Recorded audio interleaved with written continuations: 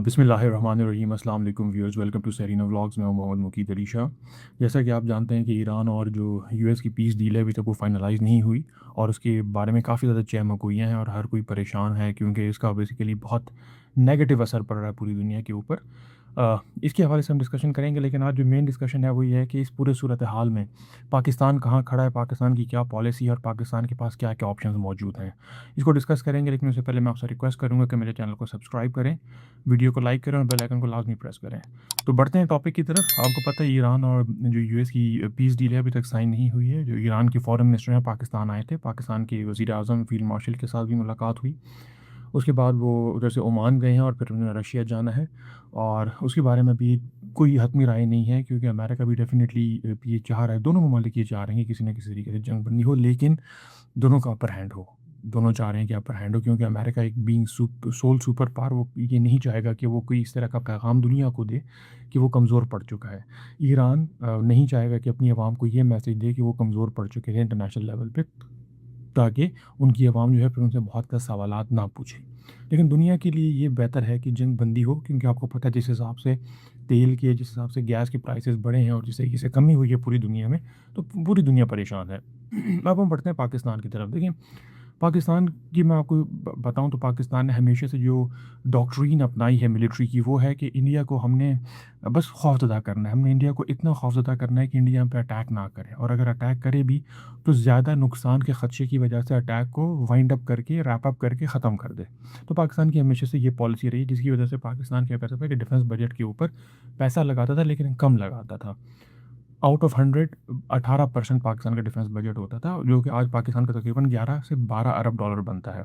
On other hand India का यही तकरीबन 8 से 10 गुना ज़्यादा बजट हमसे ज़्यादा है इंडिया का।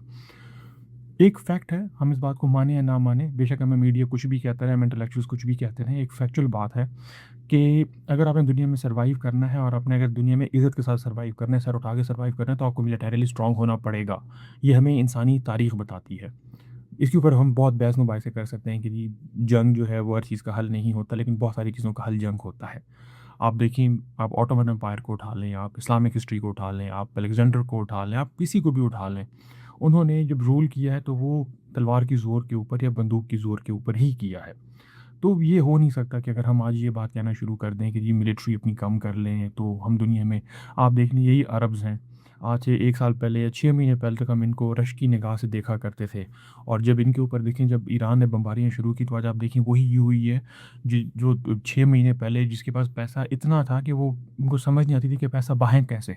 और आज इनके ऊपर सिचुएशन हो चुकी है कि वो पाकिस्तान जैसे मुल्क से 3.5 अरब डॉलर मांग रहे हैं और उनके पास पैसे की कमी हो चुकी है।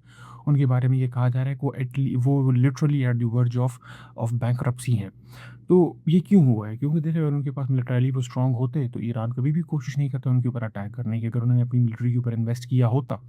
तो अगर आप देखिए ना, पाकिस्तान ने जो 2025 की जंग है, मई जो 2025 की जंग हुई थी, उसमें देखिए पाकिस्तान ने बहुत बेहतरीन कारकर्दगी दिखाई, जिसकी वजह से आप देखें सऊदी अरेबिया ने पाकिस्तान के साथ डिफेंस एग्रीमेंट साइन किया, और अभी कतर भी पाकिस्तान के साथ वो डिफेंस एग्रीमेंट साइन कर रहा है। ठीक है, उसकी उसके अगेंस्ट पाकिस्तान के कुछ जहाज़ और फ़ौजी जाके वहाँ पे डिप्लॉय होंगे, लेकिन but at the end of the day Pakistan को बहुत अच्छा खासा पैसा मिलेगा उसके अगेंस्ट, और पाकिस्तान की जो एस्पिरेशंस हैं बहुत ज़्यादा मिलिट्री के अंदर आगे बढ़ने की, उसमें पाकिस्तान R&D पे बहुत ज़्यादा काम करना चाहता है, लेकिन उसकी बहुत बड़ी लिमिटेशन ये है कि पाकिस्तान के पास पैसा नहीं है, R&D पैसा मांगती है।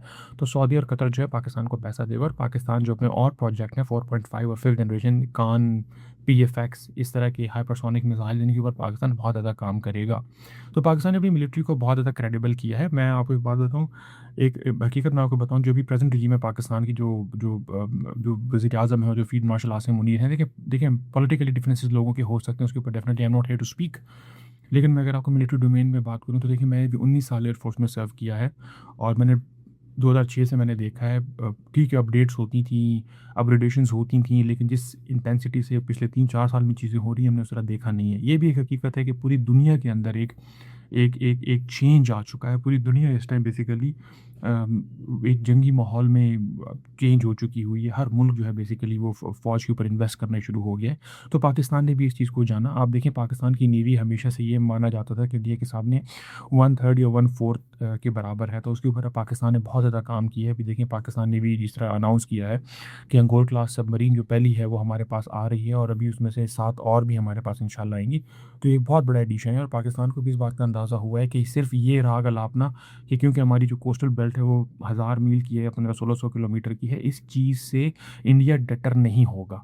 ठीक है? इंडिया अपनी पूरी नेवल माइट के साथ आएगा, आपको ब्लॉकेड करेगा, आपको नुकसान पहुँचाएगा। तो इसके लिए पाकिस्तान को इस चीज़ का एहसास हुआ है और पाकिस्तान सबमरीन्स खरीद रहा है, पाकिस्तान फ्रिगेट्स अपने खुद बना रहा है, पाकिस्तान कॉर्वेट्स खुद बना रहा है, पाकिस्तान मिसाइल बोट्स बना रहा है, पाकिस्तान बहुत बड़े-बड़े एंटी शिप बैलिस्टिक मिसाइल ज़बरदस्त किस्म के बना रहा है, क्रूज़ मिसाइल्स बना रहा है। तो पाकिस्तान को इस बात का अंदाज़ा हुआ है कि अगर आपने सर उठा के जीना है और अगर आपने स्ट्रांगली आपने आपने स्टैंड करना है इंटरनेशनल कम्युनिटी के बीच में, तो आपकी मिलिट्री स्ट्रेंथ होनी चाहिए और उसमें स्पेसिफिकली नेवी की स्ट्रेंथ आपकी बहुत ज़्यादा होनी चाहिए, क्योंकि पाकिस्तान डिपेंडेंट है 90% अपनी सी लाइंस ऑफ कम्युनिकेशन, इसको सी लॉक्स कहते हैं, वो है पाकिस्तान अपनी समंदर के थ्रू। तो इस केस में पाकिस्तान के पास और कोई ऑप्शन रह नहीं जाता, क्योंकि जंग के दौरान इंडिया का ये एम है कि वो पाकिस्तान को यहाँ पे स्ट्रैंगुलेट करेगा, ब्लॉकेड करेगा और उसके बाद पाकिस्तान जो है ना वो क्रिपल कर जाएगी पाकिस्तान की इकॉनमी और पाकिस्तान सस्टेन नहीं कर पाएगा। तो इसके लिए पाकिस्तान के पास स्ट्रॉन्ग नेवी होना ज़रूरी है। ठीक है, आप एयरक्राफ्ट कैरियर ना बनाए, वो हमारी ज़रूरत नहीं है, आप डिस्ट्रॉयर्स ना खरीदें, बट आपको फ्रिगेट्स, सबमरीन्स, कॉर्वेट्स इस नंबर में होनी चाहिए कि आप उनको मैच कर सकें। ठीक है, 1-2 दैट मेक्स सेंस, लेकिन 1-3, 1-4 नहीं हो सकता। ये नहीं हो सकता कि हम इंडिया के 3 जहाज़ और आप पे 1 जहाज़, ये फिर इक्वेशन बिल्कुल ही आउट हो जाती है। तो अब इसका शुक्र है इस लीडरशिप को इदराक हुआ है, उनको एहसास हुआ है और वो अब इसके ऊपर बहुत इमर्जेंट बेसिस पे काम कर रहे हैं। इस तरीके से मैं आपको एयरफोर्स की बताऊँ तो एयरफोर्स बहुत ज़्यादा एयरफोर्स भी काम कर रही है। ये 35 के ऊपर देखें पाकिस्तान चाइना से लेने के चक्करों में है। J-10C और पाकिस्तान के पास नए आने वाले हैं। पाकिस्तान आप देखें हर आए दिन के साथ पाकिस्तान कोई ना कोई मिसाइल टेस्ट कर रहा होता है, कोई ना कोई इस तरह के टेस्ट चल रहे होते हैं। तो एयरफोर्स भी बहुत ज़्यादा अपने अपने आप को मॉडर्नाइज़ करने की कोशिश कर रही है। यूएवीज़ के ऊपर बहुत ज़्यादा काम हो रहा है। नए रडार्स पाकिस्तान खुद बना रहा है। पाकिस्तान खुद सरफेस टू एयर मिसाइल्स बना रहा है। Pakistan air to air missiles बना रहा है। तो ये पाकिस्तान के लिए बहुत ज़बरदस्त अचीवमेंट है। इसी तरीके से पाकिस्तान आर्मी की मैं अगर बात करूँ तो पाकिस्तान आर्मी ने भी आप देखें जिस तरीके से ड्रोन स्वॉर्म टैक्टिक्स को बेसिकली अपनाया है, ये अपने अंदर एक बहुत बड़ी बात है, क्योंकि पाकिस्तान को इस बात का एहसास हुआ यूक्रेन वॉर के बाद कि एसिमेट्रिक वॉरफेयर बहुत ज़्यादा ज़रूरी है। तो पाकिस्तान उसके ऊपर बहुत ज़्यादा काम कर रहा है। इसी तरीके से पाकिस्तान को मैं अगर आपको बताऊँ, इंडिया हमेशा कहा करता था, इंडियन जर्नलिस्ट कहते थे कि जो पाकिस्तान टैंक की दौड़ में वो पीछे रह गया, क्योंकि जो पाकिस्तान के पास मेन बैटल टैंक था वो पाकिस्तान के पास पहले अल खालिद 1 था, जो कि पाकिस्तान खुद बनाता था। लाइट वेट था, एजिलिटी बहुत ज़्यादा थी, but at the end of the day वो जो जो इंडिया के अर्जुन हैं उनके बराबर नहीं था। तो अब पाकिस्तान ने उसको भी काउंटर किया। पाकिस्तान ने 700 से 800 VT4 टैंक जो चाइना के लेटेस्ट टैंक्स हैं, आउट क्लास टैंक्स हैं वो बेसिकली, उनको पाकिस्तान ने ख़रीदने की कोशिश की है। 200 आ चुके हैं ऑलमोस्ट और बाकी खुद पाकिस्तान में बनेंगे। जो पाकिस्तान ने पुराने जो चाइनीज़ T-59 टैंक्स थे जो कि 500 से 1000 के बीच में हैं, उसको पाकिस्तान बहुत ज़बरदस्त अपग्रेड करा और आप कह लें कि उसमें 54 अपग्रेडेशन पाकिस्तान खुद हैवी इंडस्ट्री टैक्सिला में कर रहा है और वो आप कह लें कि बिल्कुल सेकंड या थर्ड जनरेशन के बराबर एक कह लें कि नया टैंक बन के आ जाएगा। तो पाकिस्तान अब अपने आप को ओवरऑल मॉडर्नाइज़ कर रहा है। पाकिस्तान को इस बात का पता चल चुका है कि अगर आपने इंटरनेशनल कम्युनिटी में सर उठा के जीना है तो आपको मिलिटरी स्ट्रॉन्ग होना पड़ेगा। इसी तरीके से जो हमारे अरब ममालिक हैं, GCC जो उनके साथ हो चुका है ईरान वॉर में, तो अब डेफिनेटली वो कोई ना कोई इस तरह की सिचुएशन चाहेंगे कि जहाँ पे पाकिस्तान उनको हेल्प आउट कर सके। और पाकिस्तान को अगर उनके साथ कोई डिफेंस एग्रीमेंट साइन करना है, तो उस केस में पाकिस्तान के पास अपनी इतनी कैपेसिटी होनी चाहिए कि पाकिस्तान अपनी इंडस्ट्रियल माइट भी बना सके और अपनी जो डिफेंस इंडस्ट्री है उसको उसको उसको और ज़्यादा उसको प्रमोट करे। और उसके अलावा पाकिस्तान के पास बहुत ज़बरदस्त state of the art equipment होना चाहिए, जो कि पाकिस्तान उसके ऊपर अब काम कर रहा है। नेवी को पाकिस्तान बहुत ज़बरदस्त तरीके से मॉडर्नाइज़ कर रहा है। Pakistan first time in the history Pakistan, आप ये कह लें कि जो एयरफोर्स की किसी नए मुल्क, किसी और मुल्क में जाके पाकिस्तान अपनी नई बेसिस इस्टेब्लिश कर रहा है। सऊदीया में हुए हैं, कतर में होंगी, अज़रबैजान में फ्यूचर होंगी।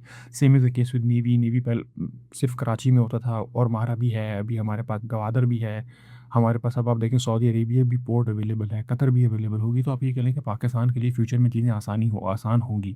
तो ये बहुत ज़बरदस्त है, बहुत अच्छी बात है और this is the right time कि पाकिस्तान इसके ऊपर और ज़्यादा बैंक करे, रिलाय करे और अब इससे पीछे ना हटे और इस रविश को अपनाए रखे और अपने आप को मॉडर्न वॉरफेयर के हिसाब से इस हद तक अपने आप को मजबूत करे कि इंटरनेशनल अरीना में, इंटरनेशनल कम्युनिटी में पाकिस्तान को मिलिटरीली और ज़्यादा सीरियस लिया जा सके। Thank you so much. अल्लाह हाफ़िज़।